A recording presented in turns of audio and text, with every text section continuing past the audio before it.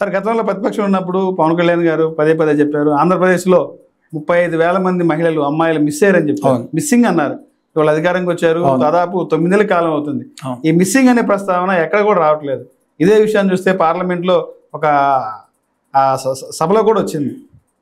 35,000 మంది మహిళలు మిస్సింగ్ అనేది అవాస్తవం అయితే కాదు అని చెప్పన్నారు. కనీసం మరి 35,000 మిస్సింగ్ అయినప్పుడు అధికారంకి వచ్చింది మీరు డిప్యూటీ సీఎంగా ఉన్నారు, ఏంటి వాళ్ళ పరిస్థితి? అంటే డెఫినెట్గా మీరు చెప్పినటువంటి ఈ 35,000 మంది ఎవరైతే ఉన్నారో వీళ్ళ మీద డెఫినెట్గా చర్యలు తీసుకోవాలి.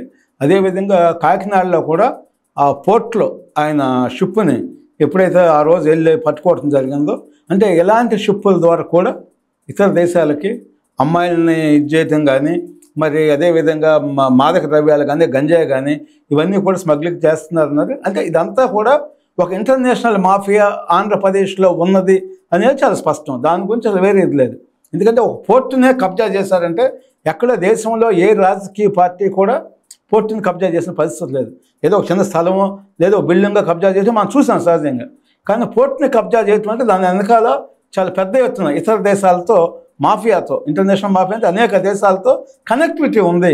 కాబట్టికే కాకినాడలో ఇవాళ అక్కడ జరుగుతున్నటువంటి అక్రమమైనటువంటి బిజినెస్ ఏదైతే ఉందో, మరి మాఫియా గ్యాంగ్ ఏదైతే ఉందో, ఇవన్నీ జరగడంలో మేజర్ పార్ట్ ఉంది. దాంట్లోనే అమ్మాయిలను కూడా ఇతర దేశాలకి మరి అక్కడికి పంపించవచ్చు అనేది చాలా స్పష్టంగా దాని ద్వారా తెలుస్తుంది. మరి కూటమి ప్రభుత్వం వచ్చి అధికారం వచ్చి 9 నెలలు అవుతుంది. ఈ 9 నెలల కాలం కనీసం 35,000 మందిలో 30 మందిని తీసుకురావాలి కదా. అంటే డెఫినెట్గా చేయాలి. ఎందుకంటే ఇప్పటికే ఆంధ్రప్రదేశ్లో జగన్మోహన్ రెడ్డి పరిపాలన మీద దగ్గరగా 9 లక్షలు కంప్లైంట్లు వచ్చింది. 9 లక్షల కంప్లైంట్లు వెంటనే చేయలేం. ఇవన్నీ కూడా యుద్ధ ప్రాతిపదిక మీద ప్రతి జిల్లాకి 9 లక్షల కంప్లైంట్ అనేది ఒక ఎత్తు. గతంలో మీకే ఆరోపించినటువంటి వ్యక్తి పవన్ కళ్యాణ్ ఈ రోజు డిప్యూటీ సీఎంలో ఉన్నారు. పార్టీలో ప్రభుత్వంలో కీరోల్లో ఉన్నారు. ప్రభుత్వంలో కీరోల్లో ఉన్నారు. కూటమిలో గేమ్ చేంజర్గా ఉన్న పవన్ కళ్యాణ్ గారు ఆ 35,000 మహిళల పరిస్థితి ఏంటి? 35 ఆడపిల్లల పరిస్థితి ఏంటి? 35,000 మందే కాదు, 35,000 మందిలో కనీసం ఆచూకీ ఎక్కడ? అది 35,000 మంది మీద డెఫినెట్గా దాని మీద విచారణ చేయాలి. అంతేకాకుండా ఈ 9 లక్షల్లో కూడా 5 లక్షలు కేవలం ల్యాండ్కి సంబంధించింది కబ్జాలు చేయటము, లేదా వాళ్ళని బెదిరించడం, వైట్ పేపర్ మీద రాయించుకోవటం.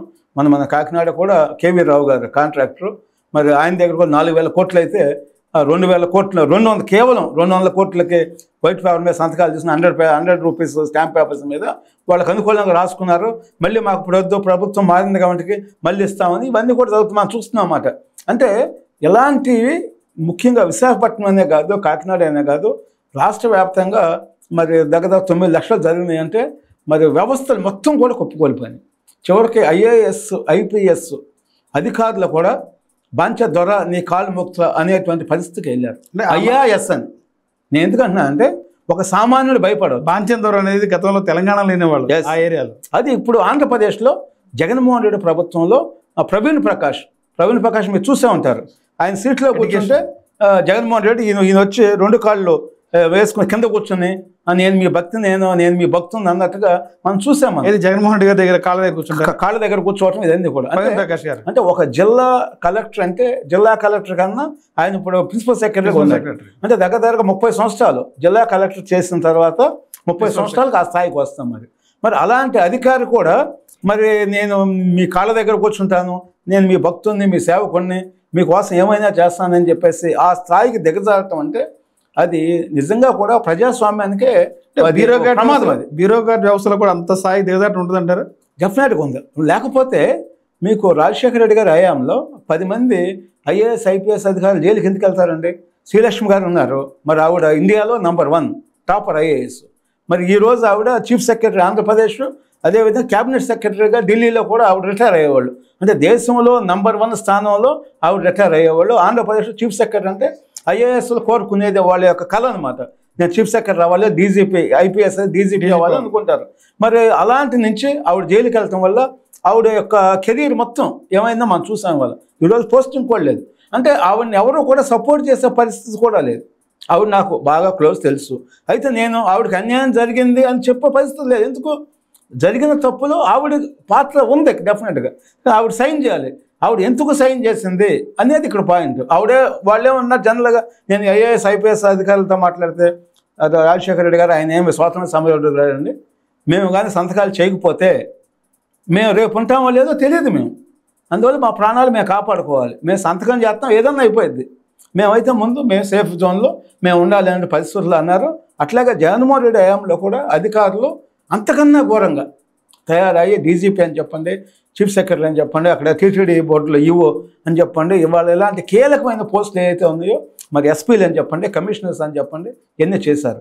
మీరు ఎక్కడి దాకా పోతారు. విజయవాడలో కాదంబరిని సినిమా నటి డాక్టరు ఆవిడ్ని కిడ్నాప్ చేసి 2 నెలలు ప్రైవేట్ గెస్ట్ హౌస్లో పెట్టిన వ్యక్తులు ఎవరు? ఐపీఎస్ అధికారులు. పిఎస్ఆర్ రాంజల్ కానివ్వండి, విశాఖపట్నం విజయవాడ సిటీ పోలీస్ కమిషనర్గా ఉన్నటువంటి ఈయన కాంతిరాన్న తాత, అదేవిధంగా విశాఖకున్న డీసీపీ. అంటే 3 సీనియర్ ఐపీఎస్ అధికారులు ఒక మహిళని కిడ్నాప్ చేయడంలో ముఖ్యమంత్రి నివాసంలో కూర్చుని ప్లాన్ చేసి ఆవిడ్ని సజ్జల డైరెక్షన్లో చేశారంటే అసలు మీరు ఐపీఎస్ అధికారుల అటెండర్లు అనేది ఒక పాయింట్. చివరికి అటెండర్లు కూడా ఆ పని చేయరు, ఎందుకంటే ఇది కరెక్ట్ కాదు, మహిళలను కిడ్నాప్ చేయకూడదు అనేటువంటి దీంతో ఉంటారన్నమాట. మరి అలాంటి మీరు రక్షకులుగా ఉండాల్సినటువంటి వ్యక్తులు మీరు భక్షకులుగా తయారు చేసి మరి మహిళ బాంబే నుంచి ఇక్కడి నుంచి ఒక ఎస్ఐ ఏఎస్ఐ వెళ్ళాల్సిన కేసుకి ఐపీఎస్ అధికారులు వెళ్ళి వాళ్ళని తీసుకొచ్చి ఇక్కడ నా రకంగా చిత్రహింసలు పెట్టి మరి శారీరకంగా వాళ్ళని హింసించి వాళ్ళ ఫ్యామిలీని కూడా మదర్ని ఫాదర్ని తీసుకొచ్చి వాళ్ళని నానా చిత్రహింసలో తప్పుడు కేసులు పెట్టారు. మరి ఇది నిజంగా కూడా ఆంధ్రప్రదేశ్ చరిత్రలో ఇది ఒక చీకటి అధ్యాయం అని చెప్పాలి. మనం ఎక్కడైనా కూడా సంఘ విప్లవ శక్తులు మహిళల్ని కిడ్నాపులు చేస్తూ ఉంటారు. ఇక్కడ స్వయంగా గవర్నమెంట్ డైరెక్షన్లో 3 ఐపీఎస్ అధికారులే చేశారు. ఇలాంటిది ఆంధ్రప్రదేశ్లో ఉంది కదా, భారతదేశంలో ఎక్కడ జరగకూడదంటే వాళ్ళ మీద కఠినమైన చర్యలు తీసుకోవాలి. ఐపీఎస్ని ఒక కానిస్టేబుల్గా రివర్షన్ ఇవ్వాలి. ఇచ్చినప్పుడు ఇంకా మళ్ళీ వాళ్ళు తప్పు చేయడానికి అవకాశం లేదు. డెఫినెట్గా వాళ్ళ మీద కేసులు పెట్టాలి.